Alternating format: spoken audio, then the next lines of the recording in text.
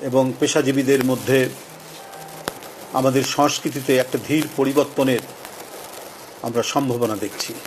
মানুষ একটা আশা নিয়ে, একটা স্বপ্ন নিয়ে কিছু করতে চায়। সেই স্বপ্নের প্রতিদিনই তার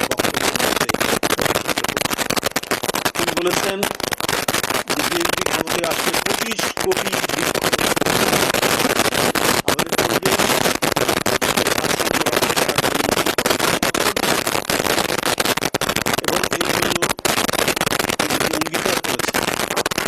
বৃক্ষরোপণ, 25 কোটি বৃক্ষরোপণ, এবং এগুলো বিনষ্ট করার জন্য, এগুলো দেখাশোনার জন্য আধুনিক প্রযুক্তির ব্যবহার করা হবে, এ কথা তিনি বলেছেন।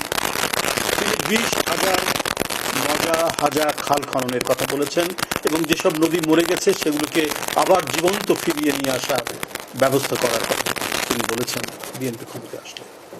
এটা আজকের যে পরিবর্তিত পরিস্থিতি, বৈশ্বিক যে উষ্ণায়ন, ওয়ার্মিং, এর জন্য যে এটা কতখানি জরুরি, বিশ্বের সাথে এবং বিশ্বের যে একটা বড় বিপদ এই উষ্ণায়ন, এই উষ্ণায়নের ব্যাপারে যে তার যে চিন্তা, সেই চিন্তা